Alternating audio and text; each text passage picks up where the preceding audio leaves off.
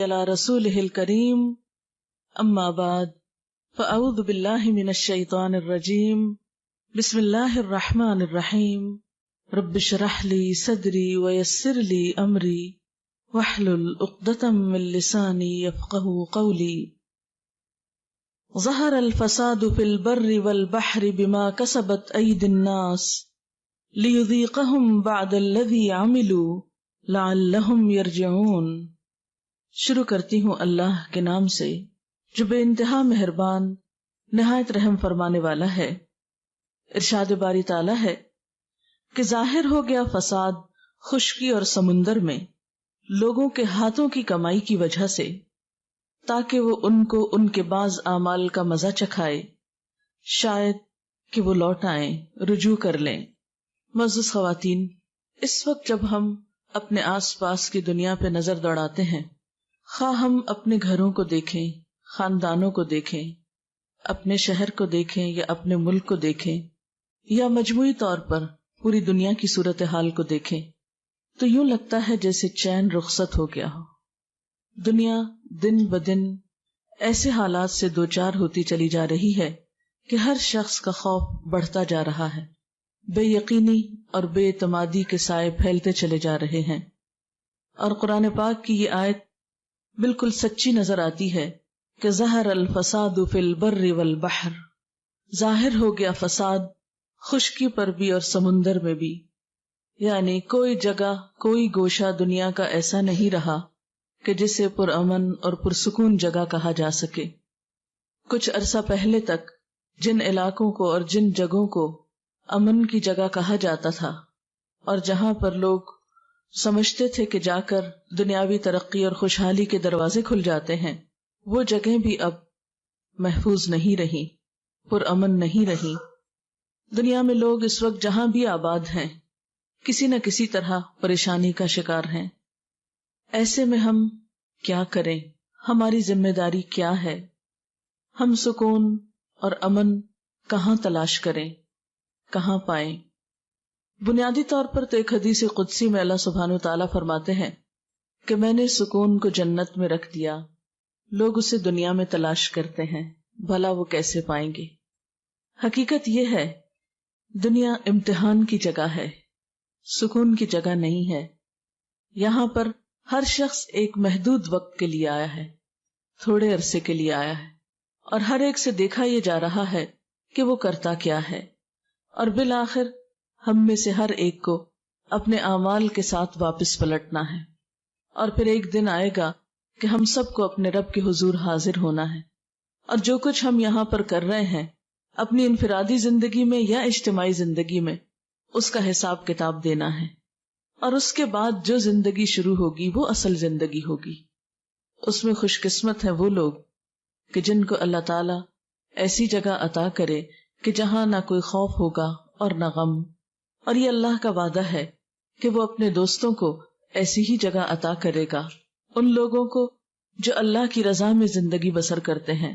الا ان اولیاء اللہ لا خوف علیہم ولا هم یحزنون، سن لو اللہ کے دوستوں کو نہ کوئی خوف ہوگا اور نہ غم ہوگا۔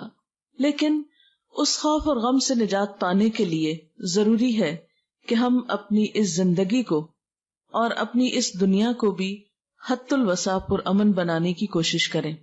اپنے رویے، اپنے طریقے، اپنی سوچ کا انداز اور انسانوں کے ساتھ معاملات ایسے انداز میں ہوں کہ جس میں ایک دوسرے کے لیے تکلیف اور دکھ کا سبب نہ ہو۔ لیکن ہم دیکھتے ہیں کہ انفرادی سطح ہو یا اجتماعی سطح، دکھوں اور تکلیفوں میں اضافہ ہی ہوتا چلا جا رہا ہے، اور ہر شخص پریشان ہے کہ وہ کیا کرے۔ لیکن بات یہ ہے کہ کیا کسی بھی مسئلے کا حل محض پریشان ہونا ہوتا ہے؟ نہیں، کوئی بھی پریشانی پریشان ہونے سے حل نہیں ہوتی، کوئی بھی تکلیف صرف تکلیف کا ذکر کرنے سے دور نہیں ہو جاتی، جب تک کہ انسان اس کے لیے کوئی عملی قدم نہ اٹھائے۔ ایسے حالات میں انسان کس کی طرف رجوع کرے، کس سے پوچھے، کون اسے بتائے کہ وہ اس دنیا میں زیادہ بہتر طور پر کیسے زندگی بسر کر سکتا ہے؟ اگرچہ کلی سکون، مکمل خوشی اور مکمل اطمینان کہ جس میں کوئی خوف اور غم اور دکھ اور پریشانی ہو ہی نہ، وہ تو دنیا میں ممکن نہیں، لیکن پھر بھی انسان اپنے رویے اور اپنے اچھے طریقوں سے اور اللہ تعالیٰ کی اطاعت اور رضامندی میں زندگی گزار کر اس دنیا کو بھی کسی حد تک پرامن ضرور بنا سکتا ہے. یعنی ایسا نہیں کہ دنیا میں امن قائم نہیں ہو سکتا، ضرور ہو سکتا ہے، لیکن اس کے لیے ہر شخص کو انفرادی طور پر کوشش کرنا ہوگی، کیونکہ کوئی بھی معاشرہ افراد سے مل کر بنتا ہے. ہر شخص صرف ایک نہیں ہوتا، ایک ایک فرد مل کر پوری قوم بن جاتا ہے. ایسے قطرے قطرے سے مل کر بنتا ہے سمندر، اسی طرح باقی تمام چیزوں میں بھی یہی اصول ہے. اس لیے اگر ہم سب اپنے اپنے طور پر یہ سوچیں کہ میں کیا کر سکتا ہوں، تو اس سے انشاءاللہ تعالی اجتماعی طور پر کچھ نہ کچھ فرق ضرور آئے گا. آپ دیکھیں کہ جب موسم بدلتا ہے، مثلا گرمی یا سردی میں بدلتا ہے، تو اس کی ابتدا تھوڑی تھوڑی تبدیلی سے ہوتی ہے. ایسا نہیں ہوتا کہ شدید گرمی میں شدید سردی آ جائے. ایک موسم سے دوسرے موسم تک آنے میں وقت لگتا ہے، ہلکی ہلکی تبدیلیاں ہوتے. مثلا جب سردیوں سے گرمیاں آتی ہیں تو عموماً دن گرم ہونے لگتے ہیں، راتیں ٹھنڈی ہوتی ہیں، پھر آہستہ آہستہ وہ گرمی پھیلتی چلی جاتی ہے، حتیٰ کہ گرمی کی شدت کا ایک وقت ایسا آتا ہے کہ راتیں بھی ٹھنڈی نہیں رہتی. لیکن اس کے بعد پھر ایک وقت آتا ہے کہ موسم تبدیل ہونا شروع ہوتا ہے. تو یہ فطرت کا جو اصول ہے یہ زندگی کے تمام چیزوں میں ہے. مثلا ایک پودا چھوٹا سا شروع ہوتا ہے، بڑھتے بڑھتے پھیلتے پھیلتے ایک پورا درخت بن جاتا ہے. پھر وہ خود درخت ہی نہیں رہتا بلکہ سایہ بھی دیتا ہے، اور بعض اوقات اگر پھلدار ہو تو پھل بھی دیتا ہے، اور پھر مدتوں دیتا چلا جاتا ہے. لیکن یہ سب کچھ ایک دن میں نہیں ہوتا. ہاں یہ ضرور ہوتا ہے کہ پہلے دن ہر پودا ایک بیج ہی ہوتا ہے اور ایک چھوٹی معمولی سی چیز ہی ہوتا ہے. بہرحال اگر ہم سب مل جل کر کوشش کریں تو ایسا نہیں کہ یہ بات ناممکنات میں سے ہو کہ ہمارے خاندانوں میں، ہمارے گھرانوں میں، ہمارے رشتہ داروں کے اندر اور ہماری دنیا کے اندر امن اور سکون نہ ہو سکے. لیکن اس کے لیے ہمیں رجوع کرنا ہوگا اسی ہستی کی طرف جس نے ہمیں بنایا، جس کی طرف سے ہم آئے اور جس کی طرف ہمیں لوٹ کر جانا ہے. تو آئیے دیکھتے ہیں کہ وہ اس بارے میں کیا فرماتا ہے کہ ہمیں کیا کرنا چاہیے. سب سے پہلی بات تو یہ یاد رکھیں کہ اس دنیا میں جو بھی مشکلات آتی ہیں، مصائب یا پریشانیاں آتی ہیں، یا چھوٹی یا بڑی کوئی تکلیف یا آفت آتی ہے، یہ اللہ تعالیٰ کی طرف سے ایک وارننگ ہوتی ہے. یہ بندے کو خبردار کرتی ہے، بندے کو جگاتی ہے، احساس دلاتی ہے، اس کو اس بات کا احساس دلاتی ہے کہ دیکھو کہیں تم غلطی پر تو نہیں. اسی کے بارے میں ہم دیکھتے ہیں کہ قرآن پاک میں اللہ تعالیٰ فرماتے ہیں وَلَنُذِيقَنَّهُم مِّنَ الْعَذَابِ الْأَدْنَىٰ دُونَ الْعَذَابِ الْأَكْبَرِ لَعَلَّهُمْ يَرْجِعُونَ، کہ اس بڑے عذاب سے پہلے ہم اسی دنیا میں کسی نہ کسی چھوٹے عذاب کا مزہ انہیں چکھاتے رہیں گے، شاید کہ یہ رجوع کر لیں. یعنی دنیا میں انسان کو چھوٹی چھوٹی تکلیفیں جو آتی ہیں وہ کس لیے آتی ہیں کہ انسان اپنی غلطی کا اعتراف کرے، اس پر معافی مانگے اور اپنی غلطی کا ازالہ کرتے ہوئے پھر اصل کی طرف لوٹے. مثلا آپ نے دیکھا ہوگا کہ اگر عام حالات میں ہمیں اپنی غلطی کا احساس نہ ہو، لیکن جو ہی کوئی تکلیف آتی ہے، کوئی چوٹ لگتی ہے، کوئی پریشانی ہوتی ہے، تو فوراً پہلا خیال یہ آتا ہے کہیں مجھ سے کوئی ایسا گناہ تو نہیں ہو گیا، کہیں مجھ سے کوئی کوتاہی تو نہیں ہوگی. اور یہ خیال ہر دل میں آتا ہے، ہر اس دل میں جو زندہ ہو، ہر اس انسان کے اندر یہ سوچ ایک دفعہ ضرور آتی ہے کہ میں نے کچھ کیا تو نہیں ایسا کہ میرا رب مجھ سے ناراض ہو گیا ہو. اگرچہ انسان پر تکلیفیں اور آزمائشیں امتحان کے طور پر بھی آتی ہیں، ضروری نہیں ہوتا کہ ہر وقت انسان گناہگار ہی ہو تو اس کے اوپر پکڑ آئے، لیکن پھر بھی عموماً یہی ہوتا ہے کہ اللہ تعالیٰ بندہ مومن کے ساتھ ایک احسان فرماتا ہے کہ اس کو اس کی غلطیوں کا احساس دلاتا رہتا ہے.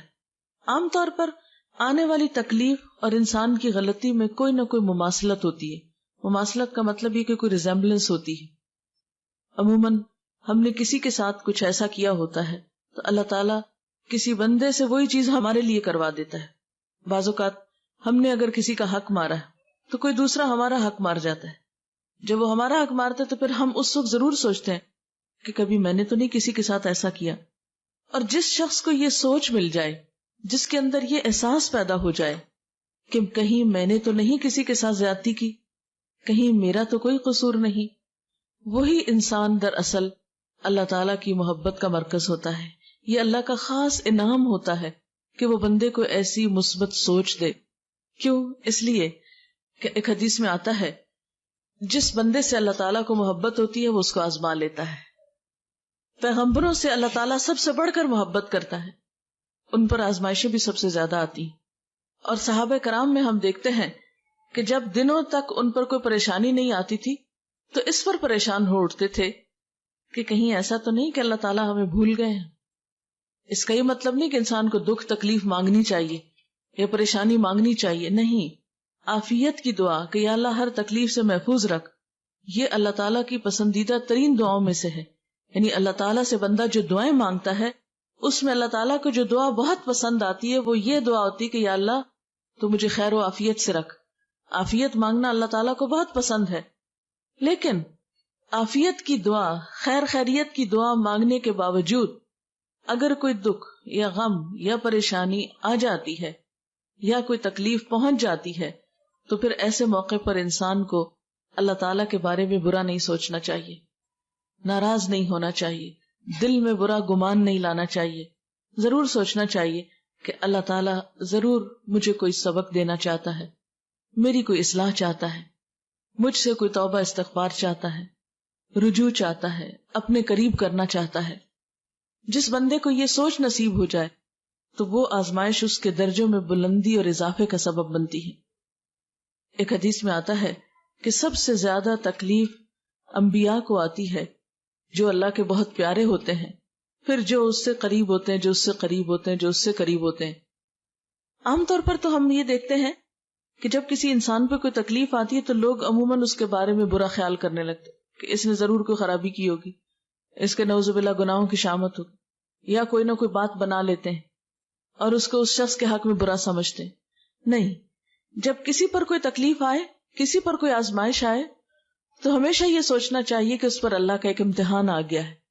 لیکن اگر اپنے پہ کوئی تکلیف آئے تو اپنے بارے میں یہ ضرور سوچنا چاہیے کہ کہیں مجھ سے کوئی غلطی تو نہیں ہوئی، کہیں میرے سے کوئی کوتاہی تو نہیں ہو گئی کہ جو اللہ تعالیٰ کو پسند نہیں آئی اور اب اللہ تعالیٰ مجھے یاد دلانا چاہتا ہے. اور واقعی ایسا ہوتا ہے کہ بعض اوقات ہمیں ایک بات بھولی بھی ہوتی ہے، ہم نے اللہ تعالیٰ سے عہد کیا ہوتا ہے یا کسی بندے سے کوئی وعدہ کر رکھا ہوتا ہے یا اور اسی طرح کا ہم نے کوئی گناہ یا قصور کیا ہوتا ہے اور پھر اس پہ توبہ کرنی بھی یاد نہیں رہتی، یا یہ کہ خوب اپنے آپ کو تعویلیں دے دیتے ہیں کہ نہیں ہمارا تو قصور ہی کوئی نہیں. اور جب چوٹ لگتی ہے، تکلیف پہنچتی ہے تو پھر انسان کو واقعی کھل کھل کے یاد آنے لگتا ہے کہ ہاں میں نے بھی تو فلاں کے ساتھ ایسا ہی کیا تھا. مثلاً اگر ہمیں کوئی تکلیف کسی بندے کی طرف سے آئی ہو، یا یہ کہ میں نے کسی کا مذاق اڑایا تھا یا کسی کو تانا دیا تھا یا کسی کے بارے میں برا سوچا تھا، تو اللہ تعالیٰ نے مجھے وہ میرے سامنے لا کر دکھایا. کیونکہ ایک حدیث میں آتا ہے کہ جب کسی بندے پہ کوئی تکلیف آتی ہے اور کوئی شخص اس پہ ہنستا ہے یا خوش ہوتا ہے، جس کو شماتت الاعداء بھی کہا جاتا ہے کہ دشمنوں کا خوش ہونا، کیونکہ ہوتا ہے انسانوں کے درمیان باہم جیلسیز ہوتی ہیں، سب لوگوں کو دوسروں کی نعمتیں اور بھلائیاں اچھی نہیں لگتی. ایسے میں جب کسی پہ تکلیف آتی ہے تو بعض اوقات تو بڑی ہمدردی آتی، لیکن بعض لوگ ایسے بھی ہوتے ہیں کہ جنہیں کسی کی تکلیف دے کر خوشی ہوتی، وہ دل میں خوش ہوتے ہیں، چلو اچھا ہے، مزہ چکھے، اس کو بھی پتہ چلے. یعنی اس طرح کی بھی شیطان نیگیٹو خیالات انسان کے دل میں بری باتیں ڈالتا ہے. اب ایسے وسوسے آنے پر انسان کو توبہ استغفار کرنی چاہیے کہ یا اللہ میں کسی کی تکلیف پہ نہ ہنسوں، میں کسی کے نقصان پر نہ ہنسوں، میں کسی کے دکھ پر خوش نہ ہوں. کیوں؟ اس لیے کہ جب کوئی شخص کسی کے دکھ پر خوش ہوتا ہے تو اللہ تعالیٰ اس کو اسی میں مبتلا کر دیتا ہے اور اس شخص کو پھر اس سے نکال لیتا ہے. اسی لیے ہمیں نبی صلی اللہ علیہ وسلم نے وہ دعا سکھائی ہے، جب کسی مصیبت زدہ کو دیکھو تو دعا پڑھو، الحمدللہ الذی عافانی ممن ابتلاہ بہ، کہ اللہ کا لاکھ شکر ہے، سب تعریف اور شکر اس ذات کے لیے ہے جس نے مجھے عافیت میں رکھا، مجھے بچا کے رکھا، مجھے محفوظ رکھا اس مصیبت سے جس میں اس نے دوسرے کو مبتلا کیا.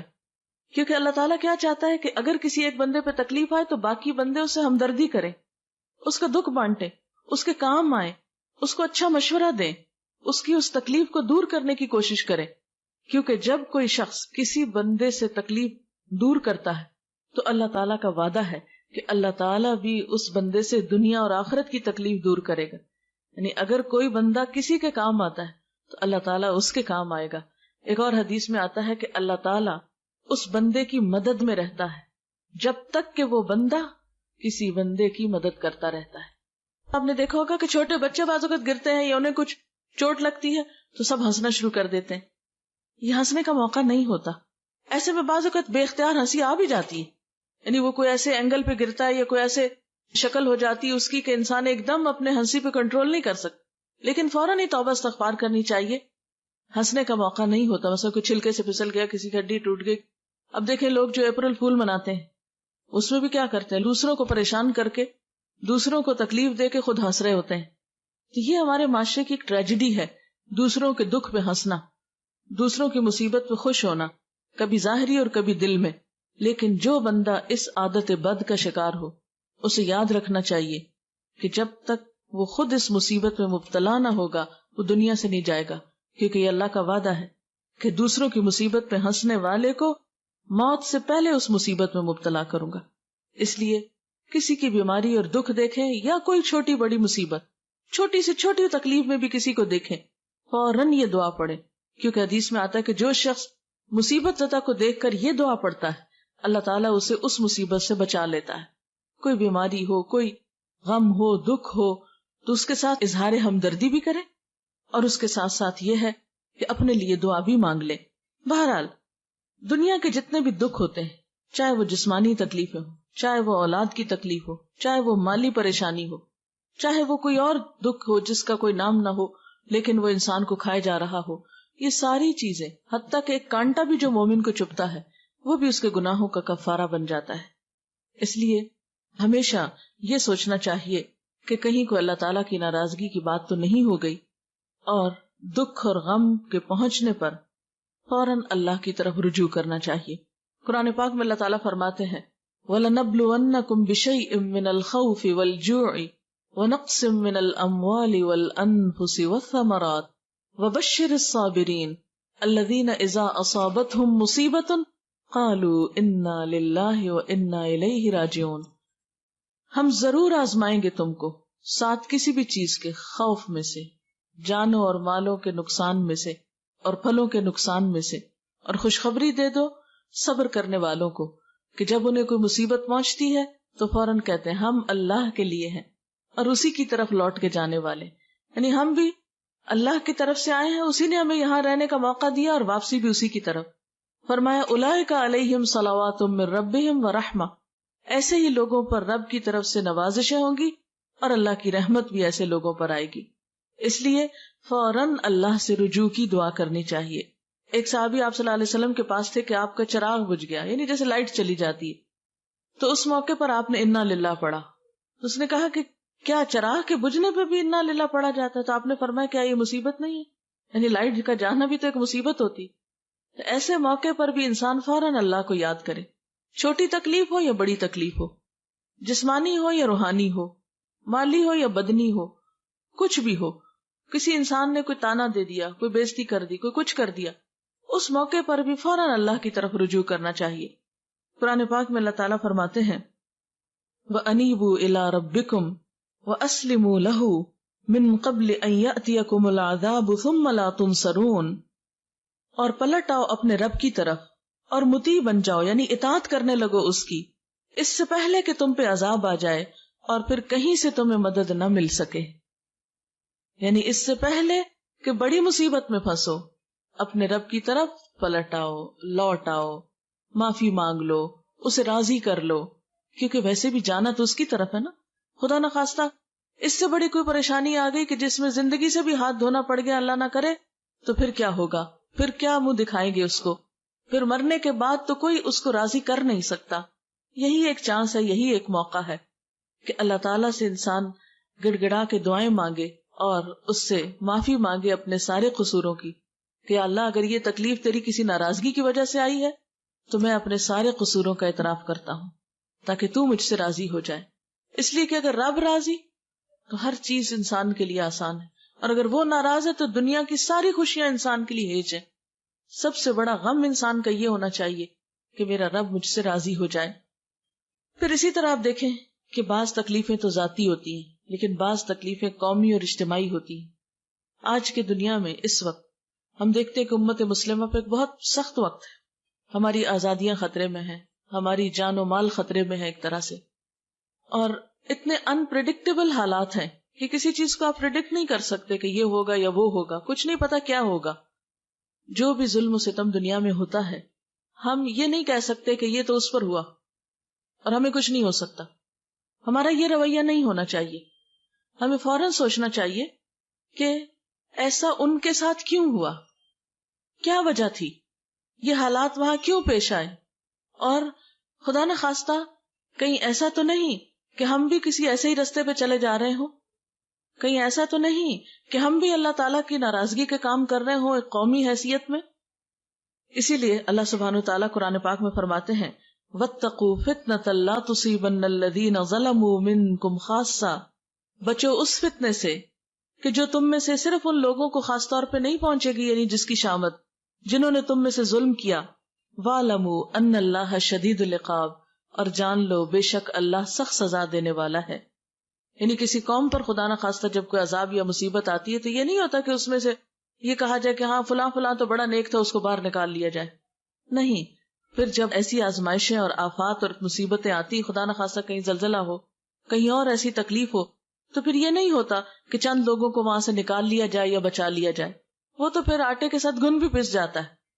اور ہم دیکھتے ہیں کہ ایک حدیث میں بھی اس طرح کا مفہوم آتا ہے کہ جب کسی قوم پر اجتماعی عذاب آتا ہے تو اس میں نیک و بد سب مارے جاتے ہیں. پھر قیامت کے دن ہر شخص اپنی نیت کے ساتھ اٹھے گا. یعنی دنیا میں تو جب تکلیف آتی ہے تو سب پر پھر یکساں آتی ہے, پھر اس وقت فرق نہیں ہوتا الا یہ کہ اس کے لیے انسان پہلے سے اللہ سے توبہ کرے, رجوع کرے اور اپنی حالت بہتر بنانے کی کوشش کرے. لیکن ایک دفعہ اگر کوئی ایسی چیز آ جائے تو پھر اس میں فرق نہیں رہتا. اس کے لیے انسان کو کیا کرنا چاہیے؟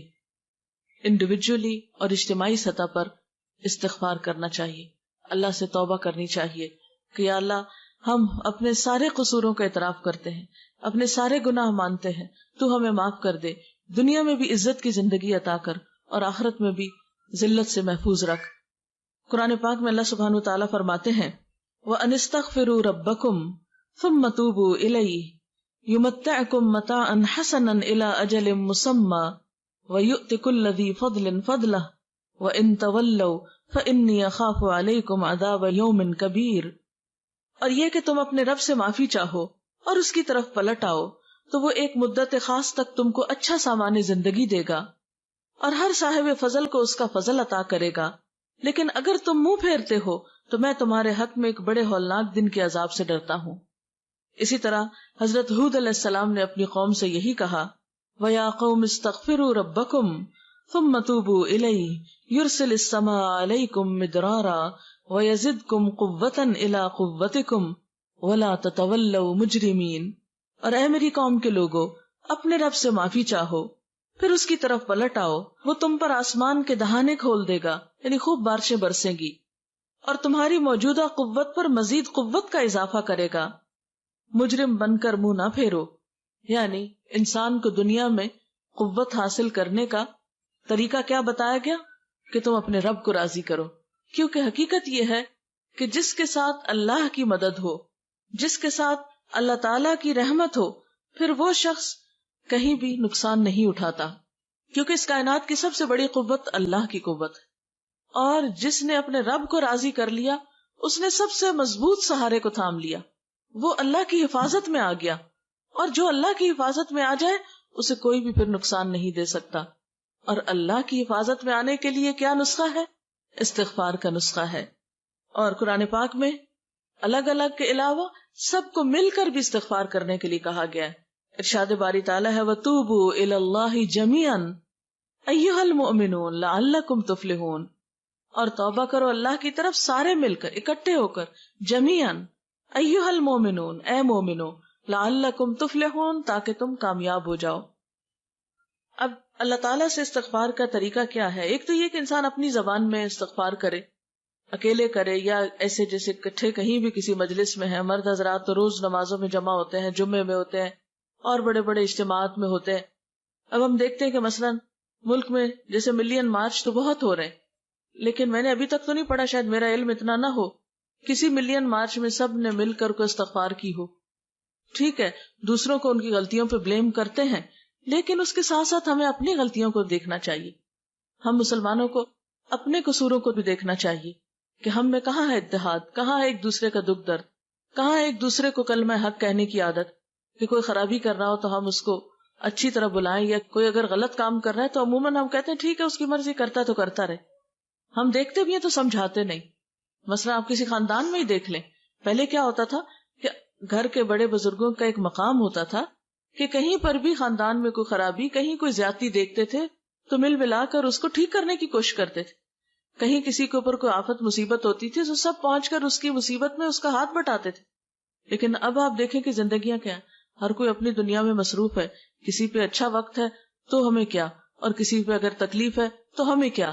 کوئی آگے بڑھ کر کسی کی مدد کرنے کو تیار نہیں ہوتا. یہ رویہ جو ہے یہ سب کے لیے بھی نقصان دہ ہوتا ہے. آج اگر کوئی تکلیف میں تو کل ہم خدا نخواستہ ہو سکتے ہیں. اگر آج ہم کسی کے کام نہیں آتے تو کل کوئی ہمیں کیوں پوچھے گا. انسان تنہا زندگی نہیں بسر کر سکتا، انسان کو انسان کی ضرورت ہے. اس لیے زندگی گزارنے کا یہ رویہ اور یہ نسخہ کہ انسان صرف اپنی ذات کی فکر کرے، صرف اپنے آپ میں رہے، انتہائی نقصان دہ رویہ ہے، انتہائی نقصان دہ طریقہ ہے. کیونکہ کوئی بھی انسان اکیلا سب کچھ نہیں کر سکتا. ہم یہ نہیں کر سکتے کہ اس سے تکلیف پہنچی تو اس سے کاٹ کے بیٹھ گئے، اس نے تھوڑا بہت کچھ کہہ دیا تو اس سے ناراض ہو گئے، کسی تیسرے نے کچھ کہہ دیا تو اس سے بول چال بند کر لی. بھلا ہم آئسولیٹ ہو کر سب سے کٹ کے کہاں رہ سکتے ہیں. اس لیے ہمیں ایک دوسرے کو تھامنا بھی ہے، ایک دوسرے کو اچھائی کی طرف بلانا بھی ہے، برائی سے روکنا بھی ہے، اور استغفار بھی کرنا ہے. پھر اس کے ساتھ ساتھ یہ کہ کثرت سے اللہ تعالیٰ کا ذکر کرنا چاہیے. ٹھیک ہے، اگر دنیا کے حالات ہم نہیں بدل سکتے، اپنے آپ کو تو بدل سکتے ہیں نا. اگر دنیا میں اس وقت تباہی اور بربادی ہے، یا اس کے سامان نظر آتے ہیں، یا حشر سامانیاں نظر آتی ہیں، تو ایسے موقع پر کم از کم ہم اپنے آپ کو تو سنبھالیں، ہم اپنے اندر تو سکون پیدا کریں. تو اس کے لیے کیا ہے، یا ایھا الذین آمنوا اذکروا اللہ ذکرا کثیرا وسبحوہ بکرۃ واصیلا. اے لوگو جو ایمان لائے ہو، اللہ کو یاد کرو کثرت کے ساتھ، بہت زیادہ اس کا ذکر کرو، اور صبح و شام اس کی تسبیح بیان کرو. اس لیے اٹھتے بیٹھتے چلتے پھرتے کثرت سے اللہ کا ذکر کرنا چاہیے. اس لیے کہ الا بذکر اللہ تطمئن القلوب، سنو اللہ کے ذکر سے دل اطمینان پاتے ہیں، دلوں کا سکون اللہ کے ذکر میں ہے. اگر انسان باہر کے حالات نہیں بدل سکتا اور اپنا اندر مطمئن ہے تو بہت سے فیصلے بھی بہت آسانی سے کر سکتا ہے. اس کے لیے صبر لازم ہے. اس لیے قرآن پاک میں اللہ تعالیٰ فرماتے ہیں یا ایھا الذین آمنوا استعینوا بالصبر والصلاۃ. اے لوگو جو ایمان لائے ہو، صبر اور نماز سے مدد مانگو. یعنی مشکلات میں کیا کرو، صبر کے ساتھ اور اللہ سے مدد مانگتے ہوئے آگے بڑھنا چاہیے. کیونکہ ہر چیز اللہ کے ہاتھ میں ہے، اور جب اس سے مانگیں گے، اسے پکاریں گے اور وہ دعا سنے گا، تو اس سے بڑھ کر کسی کے پاس کوئی نسخہ نہیں ہے کسی بھی مسئلے کو حل کرنے کا. ٹھیک ہے، ہم دل کا بوجھ ہلکا کرنے کے لیے بہن بھائیوں سے شیئر کرتے ہیں، دوستوں سے شیئر کرتے ہیں، لیکن یاد رکھیے کہ ان کے پاس کوئی جادو کی چھڑی نہیں ہے. جادو کے اندر کیا طاقت ہے کہ جادو کی چھڑی کو ہم علاج سمجھے؟ وہ بھی کوئی چیز نہیں ہے. تو اصل مدد جو ہے وہ اللہ کی طرف سے آتی ہے، اور اس کے لیے انسان کو پھر نفل حاجت پڑھ کر اللہ تعالیٰ کی طرف رجوع کرنا چاہیے. اور پھر خاص طور پر یہ دعا پڑھنی چاہیے، ربنا افرغ علینا صبرا وثبت اقدامنا وانصرنا علی القوم الکافرین. اے ہمارے رب، ہم پر صبر ڈال دے اور ہمارے قدم جما دے، اور کافر قوم پر ہمیں مدد عطا فرما. فتنوں اور مصیبتوں اور آفتوں سے بچنے کے لیے خاص طور پر اللہ تعالیٰ سے دعا کرنی چاہیے کہ اللہ تعالیٰ ہمیں محفوظ رکھے. رسول اللہ صلی اللہ علیہ وسلم نے فرمایا، دعا نازل شدہ آفات اور جو بھی نازل نہیں ہوئی سب کے لیے فائدہ مند ہے. یعنی دعا کا کرنا جو ہے وہ بہت فائدہ مند ہے. ان مصیبتوں کے لیے بھی فائدہ مند ہے جو آ چکی ہوں، اور ان مصیبتوں میں بھی دعا فائدہ دیتی ہے جو ابھی نہ آئی ہوں. اس لیے اللہ کے بندو خوب دعا کرو. اس کے بعد یہ ہے کہ قرآن پاک سے مضبوط تعلق قائم کرنا چاہیے، کیونکہ قرآن پاک نجات کا ذریعہ ہے. رسول اللہ صلی اللہ علیہ وسلم نے فرمایا، ان قریب ایک بڑا فتنہ سر اٹھائے گا. صحابی نے عرض کیا، اس فتنے میں ذریعہ نجات کیا ہوگا؟ یعنی فتنہ تو ہوگا، مصیبت تو ہوگی، پھر ہم کیسے بچیں گے اس سے؟ فرمایا، اللہ کی کتاب. یعنی قرآن حکیم ایک ایسا نسخہ ہے کہ جس کے ذریعے انسان فتنوں سے محفوظ رہ سکتا ہے. اس کتاب میں تم سے پہلے گزرے ہوئے لوگوں کے حالات ہیں، تم سے بعد ہونے والی باتوں کی خبر ہے، تمہارے آپس کے معاملات کا فیصلہ ہے. جو کوئی اسے چھوڑ کر کسی اور بات کو اپنی ہدایت کا ذریعہ بنائے گا اللہ اسے گمراہ کر دے گا. اللہ کی مضبوط رسی یہی ہے، یہی حکمتوں سے بھری ہوئی یاد دہانی ہے، یہی بالکل سیدھی راہ ہے. جس نے اس کے ساتھ بات کی سچ کہا، جس نے اس پہ عمل کیا اجر پائے گا، اور جس نے اس کی بنیاد پہ فیصلہ کیا اس نے انصاف کیا. اس لیے انفرادی زندگی ہو یا اجتماعی زندگی ہو یا قومی زندگی ہو، ان سب میں نجات کا ذریعہ صحیح اور درست فیصلے، بہترین رہنمائی اور اللہ کی مدد کا ذریعہ اللہ کی کتاب کو تھامنا ہے. اور حقیقت یہ کہ اللہ تعالیٰ نے یہ کتاب بھیجی ہماری رہنمائی کے لیے تھی کہ جب دنیا میں مشکلات ہوں، تکلیفیں اور پریشانیاں ہوں تو پھر ہم کیا کیا کریں. لیکن ہم زیادہ سے زیادہ اس سے کیا رہنمائی لیتے ہیں؟ اچھا کہ اس مشکل میں کیا وظیفہ پڑھ لیں. یہ کتاب وظیفوں کی کتاب نہیں ہے. ذالک الکتاب لا ریب فیہ ھدی للمتقین، یہ کتاب جس میں کوئی شک نہیں متقی لوگوں کی ہدایت کے لیے آئی ہے. یہ ہمیں بتاتی ہے کہ ہمارا معاملہ اپنی ذات کے ساتھ کیا ہونا چاہیے، رشتہ داروں کے ساتھ کیا ہونا چاہیے، اور باقی مسلمانوں کے ساتھ کیا ہونا چاہیے، اور پوری دنیا کے لوگوں کے ساتھ کیا ہونا چاہیے. زندہ رہنے کے بہترین اصول کیا ہیں، ہر معاملے میں یہ گائیڈ کرتی ہے. اللہ تعالیٰ فرماتے ہیں کہ لَقَدْ أَنزَلْنَا إِلَيْكُمْ كِتَابًا فِيهِ ذِكْرُكُمْ، ہم نے تمہاری طرف کتاب اتاری ہے جس میں تمہارا اپنا ذکر ہے، تمہاری ہی باتیں ہیں. تو جس چیز میں ہمارا ذکر ہے، ہماری باتیں، اور ہم ہی نہ پڑھے تو ہمیں کون پھر گائیڈ کر سکتا ہے، کون ہمیں رہنمائی دے سکتا ہے. اور اسی کے بارے میں اللہ سبحانہ وتعالیٰ نے ہمیں خاص ہدایت دی ہے، کتاب انزلناہ الیک مبارک لیدبروا آیاتہ ولیتذکر اولو الالباب، ایک کتاب جسے ہم نے اتارا ہے بہت برکت والی ہے تاکہ لوگ اس کی آیات میں غور و فکر کریں اور عقل والے اس سے نصیحت پکڑیں، یعنی اس کی روشنی میں زندگی بسر کر کے زندگی کی بہت سی مشکلات سے نپٹیں. پھر اس کے بعد یہ ہے کہ آپ صلی اللہ علیہ وسلم نے یہ بھی فرمایا، خیرکم من تعلم القرآن وعلمہ، تم میں بہترین ہے وہ لوگ جو قرآن سیکھیں اور سکھائیں. یعنی اگر آتا ہے تو دوسروں کو سکھائیں، اگر نہیں آتا تو سیکھنے کی کوشش کریں. اور چونکہ اس کتاب کو مبارک کتاب کہا گیا، برکتوں والی کتاب کہا گیا، اس لیے یہ ہو نہیں سکتا کہ جو شخص اس کے ساتھ تعلق رکھے پھر اس کی زندگی میں خیر و بھلائی نہ آئے. پھر اس کے بعد یہ ہے کہ جو یہ کتاب پڑھتے جائیں اور اچھے کاموں کے کرنے کا موقع ملے، سمجھ آئے، تو پھر ان کاموں میں دیر بھی نہ کی جائے. نبی صلی اللہ علیہ وسلم نے فرمایا، بادروا بالاعمال فتنا کقطع اللیل المظلم، لوگو نیک کام کرنے میں جلدی کرو ان فتنوں سے پہلے پہلے جو ایک تاریک رات کے ٹکڑوں کی طرح ہر طرف چھائے ہوئے ہوں گے. یعنی اس سے پہلے کہ نیکی کی مہلت چلی جائے اور ایسی مصیبتیں اور آفات اور پریشانیاں اور فتنے آ جائیں کہ جو کالی رات سے بھی زیادہ سیاہ ہوں، کہ جن میں انسان کو پھر یہ سمجھ نہ آئے کہ وہ جائے کدھر. آج کل بھی جب میں اخبار پڑھتی ہوں یا میں دیکھتی ہوں ٹیلی ویژن پہ نیوز وغیرہ، تو میں جب عراقی لوگوں کا حال دیکھتی ہوں تو میں سوچتی ہوں یہ بھی ہماری طرح کے انسان ہیں. آج ہی میں شاید پڑھ رہی تھی کہ 3 ارب ڈالر کا بارود جو ہے وہ استعمال ہوا ہے.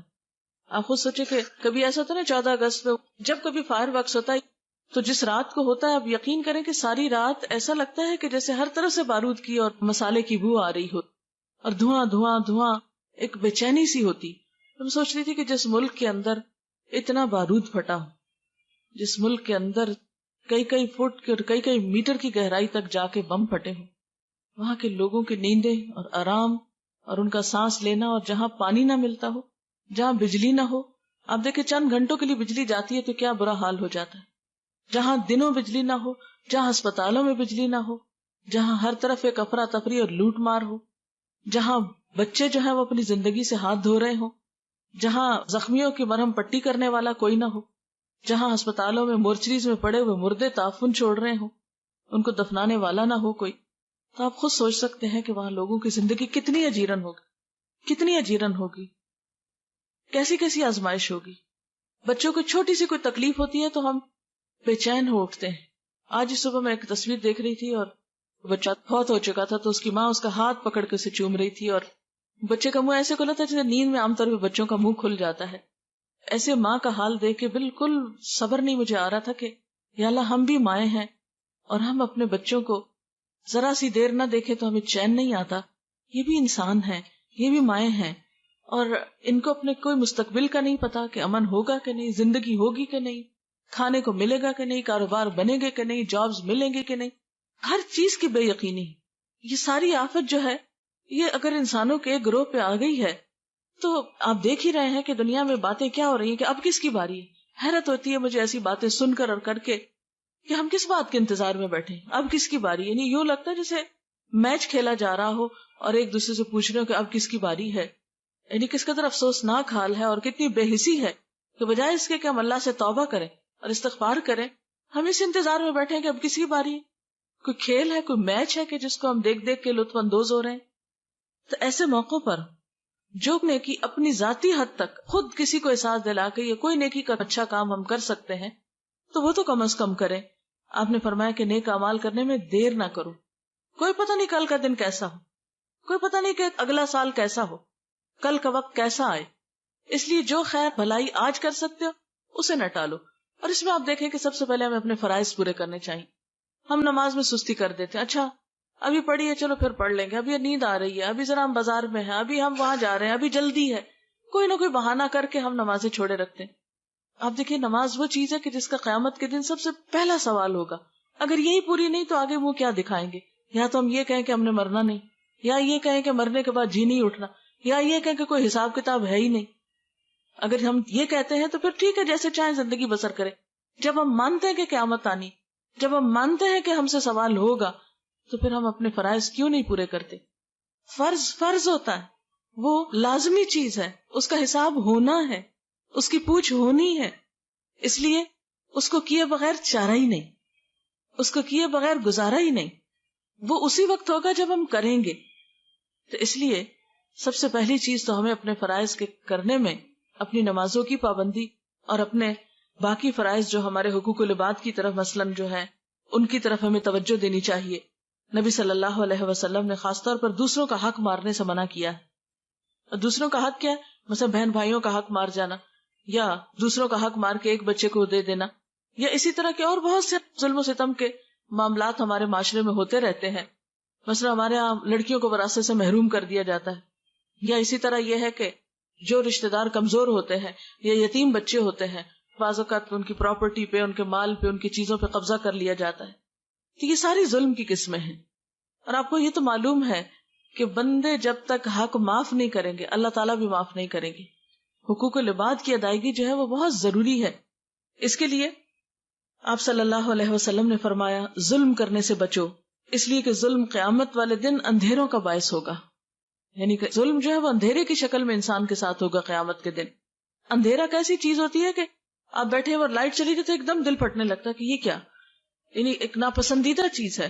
تو قیامت کا دن جو اتنا طویل دن ہوگا، وہاں اگر انسان اندھیروں میں ہو تو اس کے پاس کیا باقی رہا. پھر اسی طرح یہ ہے کہ صدقہ خیرات کا خصوصی اہتمام کرنا چاہیے. کسی بھی آفت، تکلیف، مصیبت پہ تھوڑا ہو یا زیادہ کچھ نہ کچھ صدقہ ضرور کرنا چاہیے.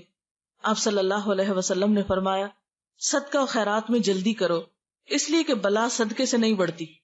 یعنی جب انسان صدقہ کرتا ہے تو بلائیں جو ہیں وہ واپس پلٹ جاتی ہیں. ایک اور موقع پہ فرمایا صدقہ اللہ کے غضب کو ٹھنڈا کرتا ہے اور بری موت سے بچاتا ہے انسان کو. پھر اسی طرح یہ ہے کہ ہمیں صرف خود اچھے کام نہیں کرنے، دوسروں کو بھی بتانے ہیں. نیکی کا حکم دینا اور برائیوں سے روکنا. اللہ تعالیٰ فرماتے ہیں والعصر ان الانسان لفی خسر الا الذین آمنوا وعملوا الصالحات وتواصوا بالحق وتواصوا بالصبر. قسم ہے زمانے کی، بے شک انسان خسارے میں ہے سوائے ان لوگوں کے جو ایمان لائے، جنہوں نے نیک عمل کیے، ایک دوسرے کو حق بات کہی اور ایک دوسرے کو صبر کی تلقین کی. تو اس سے بھی کیا پتہ چلتا ہے کہ انسان نقصان سے بچ ہی نہیں سکتا جب تک کہ ذاتی زندگی میں اچھے کام یعنی ایمان اور عمل صالح کے ساتھ ساتھ ایک دوسرے کو حق بات نہ کہے. بعض اوقات ہم ایک بات اپنے دل میں محسوس کر رہے ہوتے ہیں کہ بات سچی یہ ہے اور حقیقت یہ ہے، لیکن ہم دوسرے کے لحاظ میں اس کو نہیں بتاتے کہ دوسرا مائنڈ کر جائے گا، دوسرے کو اچھا نہیں لگے گا. یہاں آپ دیکھ رہے ہیں کہ اللہ تعالیٰ قسم کھا کے فرما رہے ہیں، زمانے کی قسم ہے، انسان نقصان میں ہے جب تک کہ یہ چار کام نہ کرے.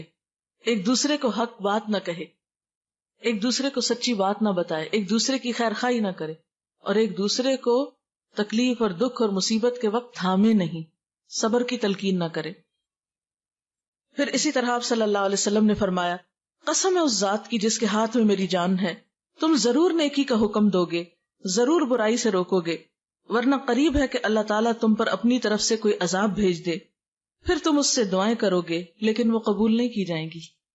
یعنی جب تک تم نیکی نہ پھیلاؤ، جب تک لوگوں کو برے کاموں سے نہ روکو، ظلم و زیادتی سے نہ روکو، تو پھر ایسا نہ ہو کہ تم پہ وہ وقت آ جائے کہ تمہاری دعائیں نہ قبول ہوں۔ پھر اس کے ساتھ ساتھ یہ کہ لوگوں کو آپس میں جوڑنے کی کوشش کرنی چاہیے۔ امت مسلمہ کا ہر دور میں بہت بڑا المیہ یہ رہا ہے کہ وہ آپس میں ایک دوسرے کے دشمن رہیں، ان کے دل پھٹے رہیں، اور شیطان کا یہ سب سے بڑا وار ہوتا ہے کہ ان کو آپس میں لڑاؤ۔ یعنی کتنے افسوس کی بات ہے کہ سب ایک رب کو مانے، ایک دین کو مانے، ایک کتاب کو مانے، ایک مقصد مانے زندگی کا، اور پھر آپس میں ایک دوسرے سے جڑ کے نہ رہیں۔ اور یاد رکھیں، ایک دوسرے سے صرف اس وقت جڑا جا سکتا ہے جب انسان دوسروں کی غلطیوں کو معاف کر دے، ان کی غلطیوں سے درگزر کرے، ان کی برائی کے جواب میں اچھائی کرے۔ ادفع باللتی ہی احسن فاذا الذی بینک وبینہ عداوۃ کأنہ ولی حمیم۔ کوئی برا کر بھی جائے تو تم برائی کا جواب کس سے دو؟ اچھے طریقے سے دو، تو پھر وہ شخص جس کے اور تمہارے درمیان عداوت ہے وہ ایسے ہو جائے گا جیسے دلی دوست ہو، ولی حمیم، گہرے دوست کی طرح ہو جائے گا دشمن بھی۔ لیکن آج افسوس یہ کہ دشمنوں کو تو دور کی بات کہ ہم دوست بنائیں، ہم نے تو دوستوں کو دشمن بنا لیا ہے، اپنے بھی دشمن بنتے جا رہے ہیں، اپنے بھی ایک دوسرے سے دور ہوتے چلے جا رہے ہیں۔ یہ انسان کے لیے کوئی اچھی علامت تو نہیں، یہ اللہ کی رحمت کی علامت تو نہیں۔ اللہ کی رحمت، اللہ کا احسان، اور انسان اس دنیا میں اس وقت نعمتوں سے متمتع ہوتا ہے جب انسان خوش ہوتا ہے، انسانوں کے بیچ میں ہوتا۔ آپ اکیلے خوش نہیں ہو سکتے، اکیلے کتنا ہنسیں گے؟ اگر آپ سب سے کٹ کے اپنی ذات میں رہنا شروع کر دیں، کتنا ہنسیں گے آپ ہنس بھی نہیں سکتے۔ آپ روتے ہو، کوئی آپ کو آنسو پوچھنے والا نہیں ہوگا۔ اصل میں آپ صلی اللہ علیہ وسلم نے فرمایا، کیا میں تم کو بتاؤں کہ قیامت کے دن مجھ سے سب سے زیادہ قریب کون لوگ ہوں گے؟ مجلس کے اعتبار سے یعنی سب سے قریب میرے کون بیٹھے ہوں گے؟ وہ لوگ جو منکسر المزاج ہوں گے، المعطئون اکنافا، کندھے جھکا کے رکھنے والے، یعنی عاجزی برتنے والے، الذین یألفون ویؤلفون، وہ لوگ جو محبت کرتے ہیں اور کیے جاتے ہیں، وہ دوسروں سے محبت کرتے ہیں اور دوسرے ان سے محبت کرتے ہیں۔ یعنی قیامت کے دن اللہ کے رسول صلی اللہ علیہ وسلم انہی لوگوں کو اپنے قریب کریں گے کہ جو محبت دینا اور لینا جانتے ہیں۔ ان بندوں میں کوئی خیر نہیں کہ جو کسی کو محبت دے نہ سکے اور محبت کروا نہ سکے۔ نفرتیں خریدنا بڑا آسان ہے، آپ ایک دو سنا دیں کسی کو، وہ آپ کی جان کا دشمن ہو جائے گا، کیا مشکل ہے۔ لیکن کسی انسان کو، اور وہ بھی اس کو کہ جو آپ سے دور بھاگتا ہو، آپ سے برا کرتا ہو، اس کو اپنا بنانا، یہی تو امتحان ہے، یہی تو ایک آزمائش ہے۔ اور جو شخص ان تکلیفوں پہ صبر کر سکتا ہے وہی ایک خوشحال زندگی بسر کر سکتا۔ خیر تنہا ہونے میں نہیں ہے، خیر مل جل کے رہنے میں ہے۔ جب خاندانوں کے اندر آپس میں محبتیں ہوتی تھی، آپس میں کھلے دل سے لوگ ایک دوسرے کو ملتے تھے تو اس کو انجوائے بھی کرتے تھے۔ جب سے ہم صرف اپنی ذات کے لیے بھلائی اور خیر اور صرف خود خوش ہونا چاہتے اور ہم سکڑتے چلے جا رہے، تو اس میں حقیقی خوشیاں نہیں رہی۔ مثلا ایک بہو ہی آتی، پہلے تو سب سے شوہر کو اس کے ماں باپ سے کاٹتی ہے، پھر جب بچے پیدا ہوتے ہیں تو ان کو رشتہ داروں سے کاٹ دیتی ہے، اور صرف ایک یکرخا خاندان اپنے میکے کے ساتھ ہی جوڑ کے رکھنے کے ادھوری خوشیاں پاتی۔ لیکن وہ جو دونوں خاندانوں سے بنانا جانتی ہے وہ اصل خوشیاں پانا جانتی۔ لیکن یاد رکھیں کہ کچھ لوگ تو ہمیں محبت دیتے ہیں، کچھ کو ہمیں دینی پڑتی۔ یعنی اپنے ماں باپ تو ہمیں دیتے ہیں، جواب میں اگر ہم نے دے دی تو کیا دیا، لیکن سسرال والے دیتے نہیں، انہیں دینی پڑتی۔ تو جب آپ دے کے وہاں سے لیتے، ایک تو نا کہ آپ لے کر دیتے ہیں، اور ایک یہ کہ دے کر لیتے ہیں، تو ماں باپ سے لے کر جواب میں دیتے ہیں اور سسرال کو دے کر جواب میں لیتے ہیں۔ اور صرف ماں باپ اور سسرال ہی کا کمپیریزن نہیں، سارے انسانوں کی یہی دو قسمیں۔ کچھ لوگ یک طرفہ طور پہ آپ سے محبت کرتے، آپ کچھ بھی کریں وہ آپ سے محبت کرتے ہیں، لیکن کچھ لوگوں کو آپ کو محبت دینی ہے تب وہ آپ سے محبت کریں گے۔ اس میں آپ کا کیا کمال ہے کہ کوئی خود سے ہی آپ سے محبت کر رہا ہے، اس میں آپ کا تو کمال نہیں۔ آپ کا کمال اس میں ہے کہ جو آپ سے کٹے، جیسے وہ حدیث قدسی میں آتا ہے، جو مجھ سے کٹے میں اس سے جڑوں. لیکن ہم اکثر یہ بھی معلوم کرنے کی کوشش نہیں کرتے کہ کوئی مجھ سے کٹ رہا ہے تو کیوں کٹ رہا ہے. ہم کہتے ہیں ٹھیک ہے تم روٹھے ہم چھوٹے، نہیں بولتے تو نہ بولو، جاؤ. یہ تو تکبر کی علامت ہے، یہ تو انا پرستی. اس انا پرستی کا نتیجہ کیا ہوگا؟ یہ ہمیں کہاں پہنچائے گی؟ کتنی خوشیاں دے گی؟ کتنا دین کا فائدہ ہوگا؟ اس لیے اگر ہم چاہتے ہیں کہ دنیا میں امن اور بھلائی ہو تو اس کے لیے ضروری ہے کہ ہم مسلمانوں کی صفوں میں اتحاد پیدا کرنے کی کوشش کریں، لوگوں کو آپس میں جوڑنے کی کوشش کریں، نہ کہ توڑنے کی کوشش. وَاعْتَصِمُوا بِحَبْلِ اللَّهِ جَمِيعًا وَلَا تَفَرَّقُوا، خصوصاً دین کے نام پر کہ اللہ کی رسی کو سب مل کے مضبوطی سے تھام. اور اللہ کی رسی اللہ کی کتاب ہے، قرآن. تو یہ اکیلے اکیلے نہیں تھاما جا سکتا اور نہ تھام کے رہ سکتے ہیں جب تک کہ آپ مل جل کر نہ اسے تھامیں. اور اس کے لیے تعصب، جلد بازی، بد اخلاقی، زبان درازی اور غیبت سے بچنا ہوگا. اس کے بغیر اتحاد نہیں پیدا ہوتا. اختلاف کے باوجود خیر خواہی، وسعت قلب، یعنی دل بڑا کر لیں. کیا ہوا؟ احترام انسانیت کو ملحوظ خاطر رکھیں. بے بنیاد باتوں، توہمات، بے فائدہ تبصروں اور بحث مباحثے سے پرہیز کریں. بعضوں کا جرا شروع کر دیتے ہیں ہم چھوٹی چھوٹی باتوں پر اپنی رائے ٹھونسنے کی یا مسلط کرنے کی کوشش کرتے ہیں. اس سے بھی پھر خرابی پھیلتی. ہر قسم کے حالات، غم ہو یا خوشی، امن ہو یا جنگ، تعمیری کاموں کی رفتار میں کمی نہ آنے دیں. اور پھر اللہ پہ بھروسہ رکھیں، کیونکہ اگر اللہ کی مدد انسان کے ساتھ ہو تو کوئی نقصان نہیں دے سکتا. ان ینصرکم اللہ فلا غالب لکم، اگر اللہ تمہاری مدد کرے گا تو تم پہ کوئی غالب نہیں آ سکتا. وَإِن يَخْذُلْكُمْ، اگر وہ تم کو چھوڑ دے گا، فَمَنْ ذَا الَّذِي يَنصُرُكُمْ مِنْ بَعْدِهِ، تو کون ہے جو اس کے بعد تمہاری مدد کرے. وَعَلَى اللَّهِ فَلْيَتَوَكَّلِ الْمُؤْمِنُونَ، اور اللہ پر ہی بھروسہ رکھنا چاہیے مومنوں کو. ہر معاملے میں اللہ کی طرف رجوع ضروری ہے. اور پھر اللہ تعالیٰ کا وعدہ سچا ہے کہ مدد ضرور آئے گی، لیکن اس کے لیے تمہیں آگے بڑھنا ہوگا. اور وہ کیا ہے؟ یا ایھا الذین آمنوا، اے لوگو جو ایمان لائے، ان تنصروا اللہ ینصرکم وَيُثَبِّتْ أَقْدَامَكُمْ، اگر تم اللہ کی مدد کرو گے تو اللہ تمہاری مدد کرے گا اور تمہارے قدم جما دے گا. یعنی تم اللہ کے دین کی خدمت کرو گے، اللہ کی طرف رجوع کرو گے تو اس کی مدد بھی تمہاری طرف آئے. اگر تم اسے یاد نہیں کرو گے تو وہ تمہیں نہیں یاد کرے گا. اللہ کا وعدہ ہے فَاذْكُرُونِي أَذْكُرْكُمْ، تم مجھے یاد کرو میں تمہیں یاد رکھوں گا. پھر اسی طرح وَلَيَنْصُرَنَّ اللَّهَ مَن يَنْصُرُهُ، اللہ ضرور مدد کرے گا اس کی جو اس کی مدد کرے گا. اور اللہ کی مدد، اللہ کو ویسے تو مدد نہیں چاہیے، اللہ کی مدد سے مراد اللہ کے دین کی مدد ہے، اللہ کے دین کی خدمت ہے. لیکن اگر ہم اس کے دین کی مدد نہیں کریں گے، ہم آگے نہیں بڑھیں گے تو وہ کیوں آگے بڑھے؟ اگر ہم اس کے دین کی خدمت نہیں کریں گے تو وہ پھر ہمارے لیے دنیا کے امن اور خوشحالی کو کیوں لائے؟ اور پھر آخری بات یہ کہ صرف باتیں ہی کرنے سے کام نہیں چلے گا جب تک کہ ہمارا عمل نہ بدلے. ہم ٹھوس کام نہ کریں، واقعی پروڈکٹیو کام نہ کریں. صرف نعرے بازی کرنا یا لفاظی کرنا یا جذباتی باتیں کرنا، اس سے کام نہیں چلے گا. اس کی بجائے ٹھوس بنیادوں پہ کام کرنے کی ضرورت ہے.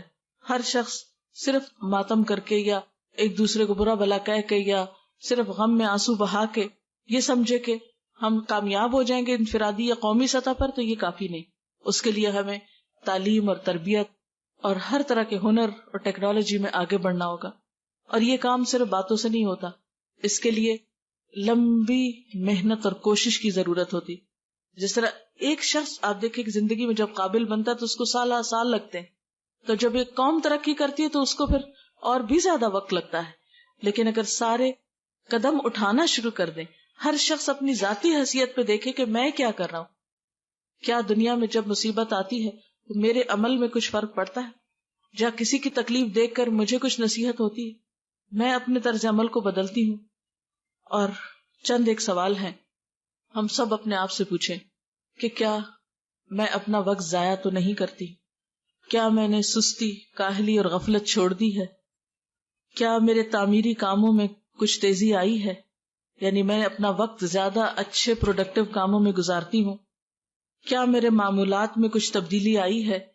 کیا میں نے زندگی کو محض سیر و تفریح اور صرف شاپنگ اور صرف گپ شپ اور پارٹنگ، صرف یہی زندگی کو سمجھ رکھا ہے، یا کچھ تعمیری کام بھی میری زندگی میں ہیں؟ کیا میں نے اپنے اندر اخلاقی خوبیاں پیدا کی ہیں اور برائیوں سے بچنا شروع کیا ہے؟ کیا میں نے اللہ کے دین کی خدمت کے لیے کوئی قربانی کی ہے؟ اگر آج مجھے موت آ جائے تو میں اللہ کو جواب دینے کے لیے اپنے آپ کو کتنا تیار پاتی ہوں. میں سمجھتی ہوں کہ میرے پاس اتنے عمل ہیں کہ میں اسے راضی کر سکوں، اور اگر نہیں تو کوشش کیے بغیر خود بخود تو جمع نہیں ہوں گے. اگر میں نہیں بدلتی تو دنیا کیسے بدلے گی؟ دنیا کے حالات کیسے بدل سکتے ہیں؟ اور اگر دنیا کے حالات نہ بھی بدل سکے تو کم از کم ہم اپنے آپ کو تو بدل لیں. افراد کے ہاتھوں میں ہے اقوام کی تقدیر، ہر فرد ہے ملت کے مقدر کا ستارہ. اللہ تعالیٰ سے دعا ہے کہ اللہ تعالیٰ ہمیں صحیح سوچ اور سمجھ دے اور بہترین عمل کی توفیق عطا فرمائے. وآخر دعوانا ان الحمد للہ رب العالمین. دعا کر لیتے. سبحان اللہ والحمد للہ ولا الہ الا اللہ واللہ اکبر ولا حول ولا قوة الا باللہ العلی العظیم. اللہم صل علی محمد وعلی آل محمد کما صلیت علی ابراہیم وعلی آل ابراہیم انک حمید مجید. اللہم بارک علی محمد وعلی آل محمد کما بارکت علی ابراہیم وعلی آل ابراہیم انک حمید مجید. ربنا آتنا فی الدنیا حسنۃ وفی الآخرۃ حسنۃ وقنا عذاب النار. ربنا لا تزغ قلوبنا بعد اذ ہدیتنا وہب لنا من لدنک رحمہ انک انت الوہاب. ربنا ہب لنا من ازواجنا وذریاتنا قرۃ اعین واجعلنا للمتقین اماما.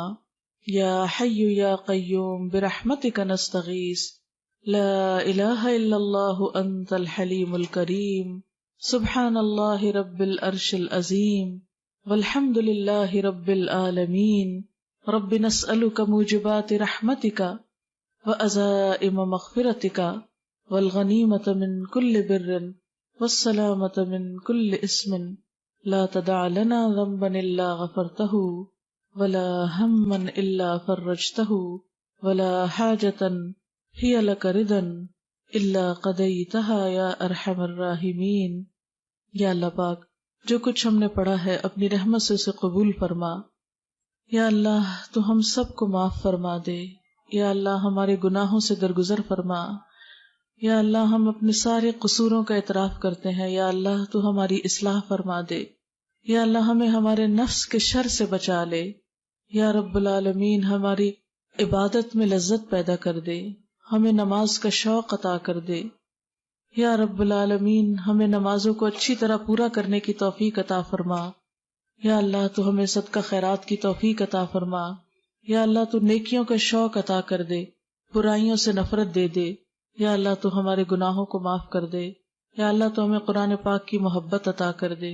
یا رب العالمین تو ہمیں جنت الفردوس میں جگہ عطا فرمانا. یا اللہ دوزخ کے عذاب سے بچانا، دنیا کی تمام آزمائشوں سے محفوظ رکھنا. یا اللہ تو پاکستان کی حفاظت فرما. یا اللہ پاکستان کی حفاظت فرما. یا اللہ مسلمانوں کے دلوں کو باہم جوڑ دے، ان نفرتوں کو ختم کر دے. یا رب العالمین تو ہمارے گھرانوں میں سکون پیدا کر دے. یا اللہ ہمارے بچوں کو ہدایت عطا فرما. یا اللہ ہم سب کے دکھ دور فرما، بیماریاں اور تکلیفیں دور فرما. یا اللہ ساری بھلائی تیرے ہاتھ میں ہے، سارا اختیار تیرے پاس ہے. یا اللہ تو ہمیں قرآن کی سچی محبت عطا کر دے. یا اللہ تو ہمارے لیے نیکیوں کے راستے کھول دے. یا رب العالمین جتنی بہنیں آئی ہیں ان سب کا آنا قبول فرما. یا اللہ سب کے بچوں کو ہدایت عطا فرما، دنیا اور آخرت کی کامیابی عطا فرما. ہم سب کے والدین پر اپنی رحمت فرما. یا اللہ تو ہماری کوتاہیوں سے درگزر فرما. ربنا ہب لنا من ازواجنا وذریاتنا قرۃ اعین وجعلنا للمتقین اماما. لا حول ولا قوة الا باللہ العلی العظیم. ربنا لا تزغ قلوبنا بعد اذ ہدیتنا وہب لنا من لدنک رحمہ انک انت الوہاب. ربنا لا تؤاخذنا ان نسینا او اخطأنا. ربنا ولا تحمل علینا اصرا کما حملتہ علی الذین من قبلنا.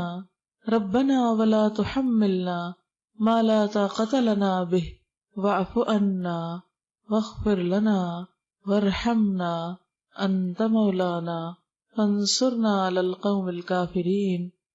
یا اللہ پاک تو ہم سب پر اپنی رحمت نازل فرما۔